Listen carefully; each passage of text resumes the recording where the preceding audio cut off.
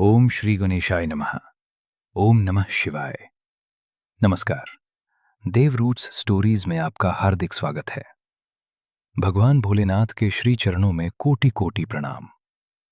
आज हम आपके लिए लेकर आए हैं भगवान शिव की दिव्य, चमत्कारिक और कल्याणकारी शिव महाप्राण कथा। मान्यता है कि जो भक्त इस पावन कथा को श्रद्धा, विश्वास और भक्ति भाव से सुनता है, भगवान शिव उसके जीवन के दुख, कष्ट और बाधाओं को दूर करके उस पर अपनी असीम कृपा बरसाते हैं। कथा को प्रारंभ करने से पहले आप सभी से एक छोटा सा निवेदन है। भगवान शिव का स्मरण करते हुए कमेंट में अवश्य लिखें ओम नमः शिवाय और हर हर महादेव। तो आइए अपने मन को भगवान शिव के श्री चरणों में समर्पित करके शिव महाप्राण कथा का पावन श्रवण प्रारंभ करते हैं। हर हर महादेव। ओम नमः शिवाय। ओम नमः शिवाय।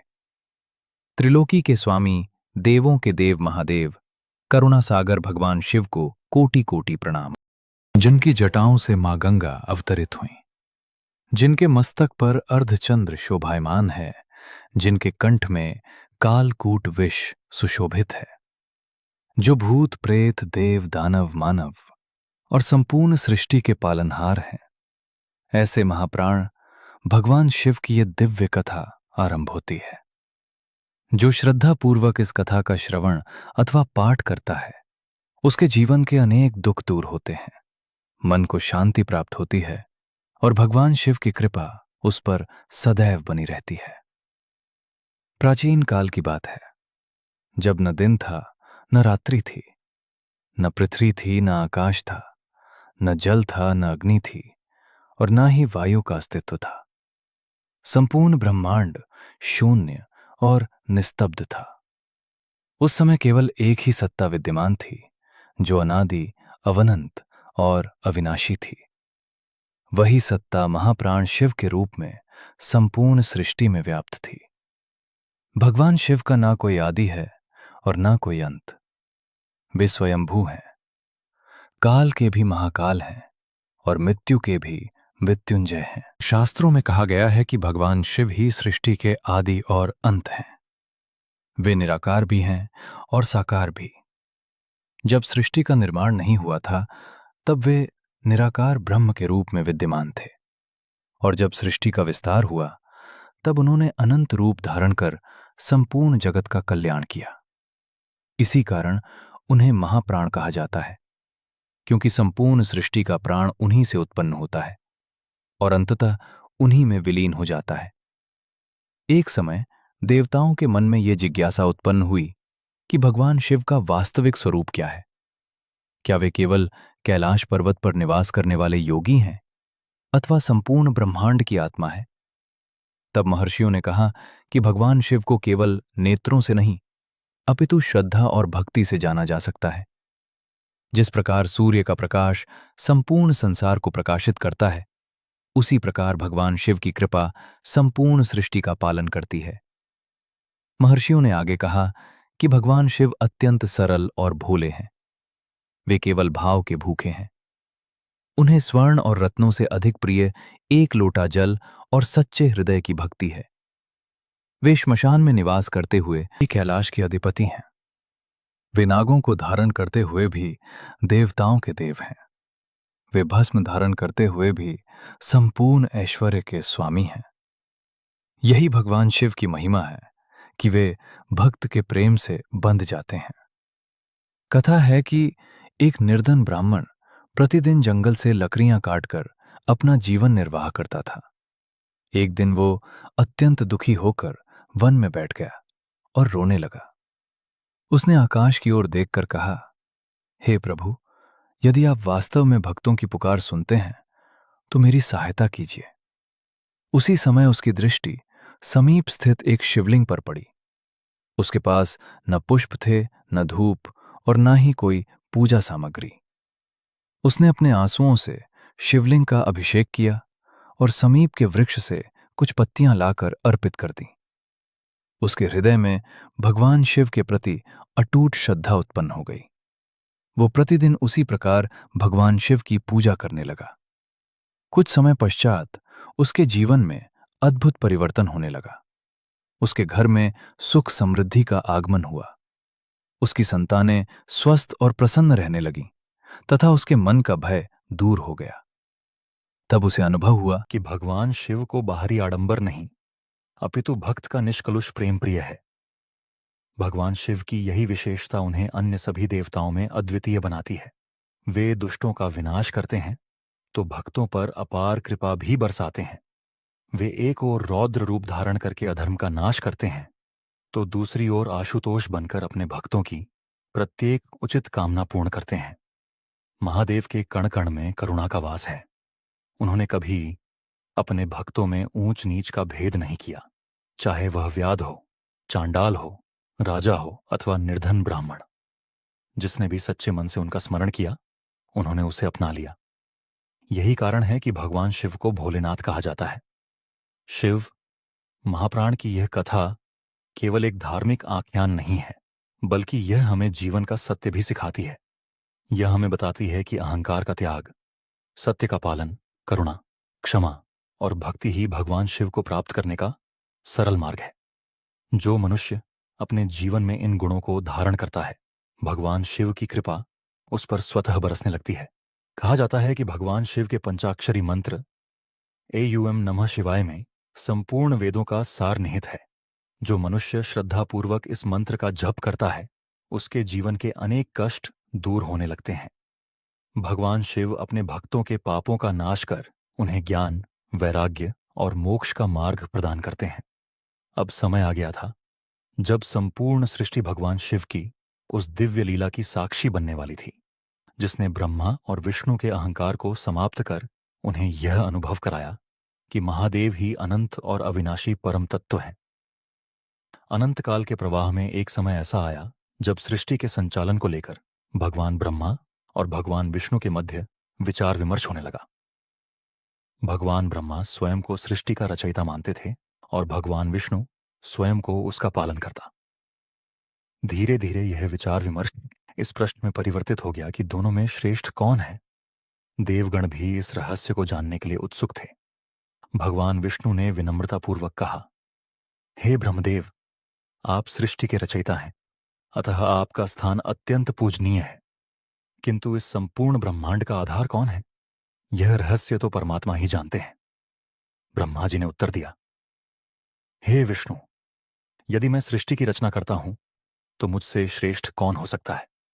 मेरे द्वारा ही देव, दानव, मानव और समस्त चराचर जगत की उत्पत्ति होती है। दोनों देवताओं के मध्य यह संवाद बढ़ने लगा। तभी अचानक संपूर्ण ब्रह्मांड में एक अद्भुत प्रकाश प्रकट हुआ।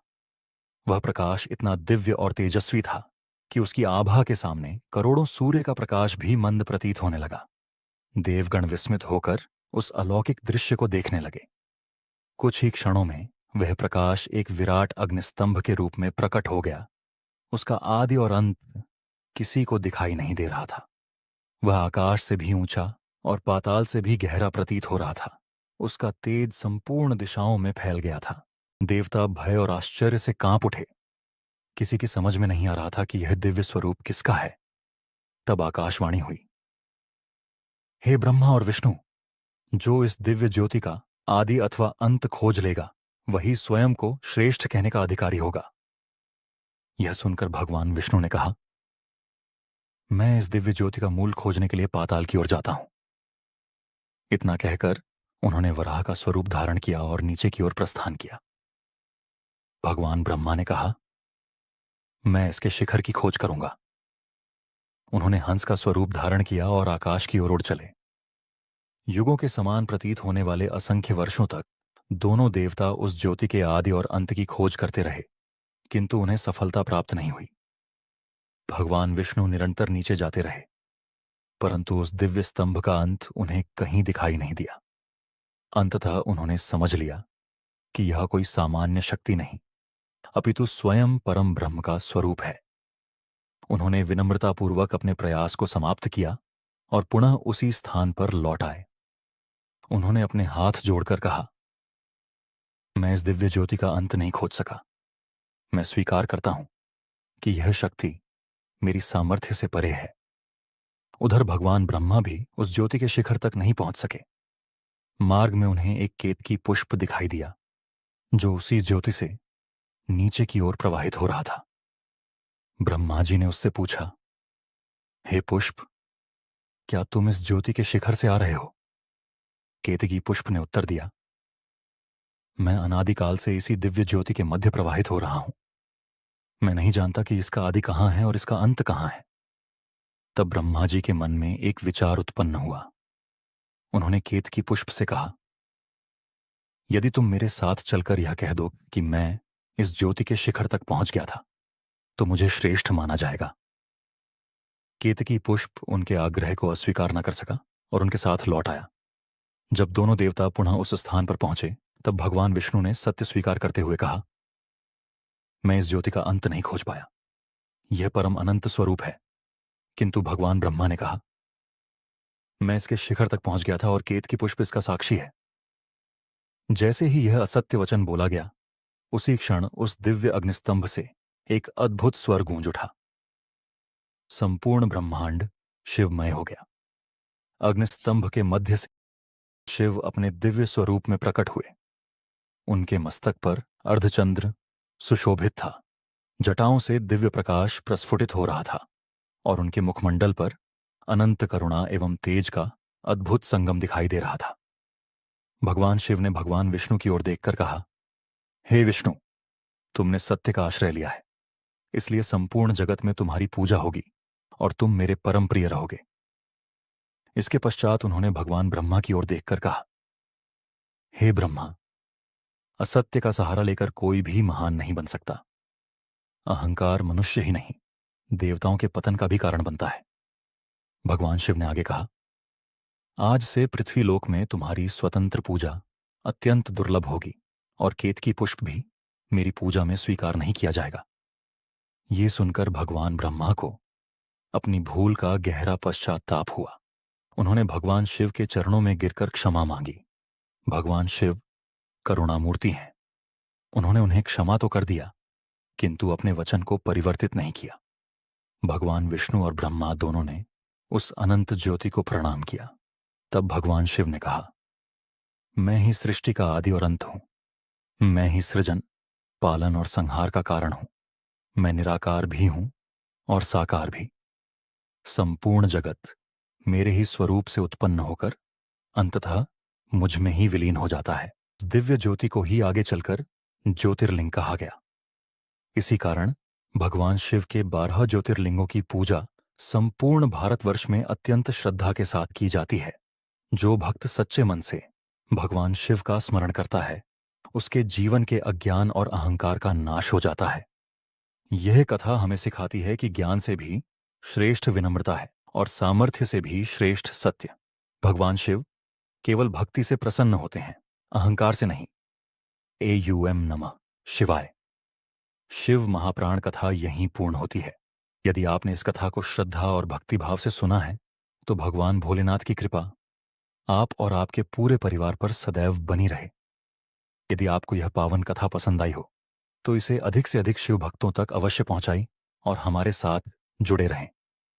ऐसी ही दिव्य, पौराणिक और भक्तिमय कथाओं को सुनने के लिए देव स्टोरी को अपना प्रेम और आशीर्वाद देते रहें। अंत में भगवान शिव से यही प्रार्थना है कि वे आपके जीवन में सुख, शांति, उत्तम स्वास्थ्य और समृद्धि प्रदान करें तथा आपको सदैव अपनी भक्ति का अमूल्य वरदान दें। बोलिए, देवों के देव महादेव की जय।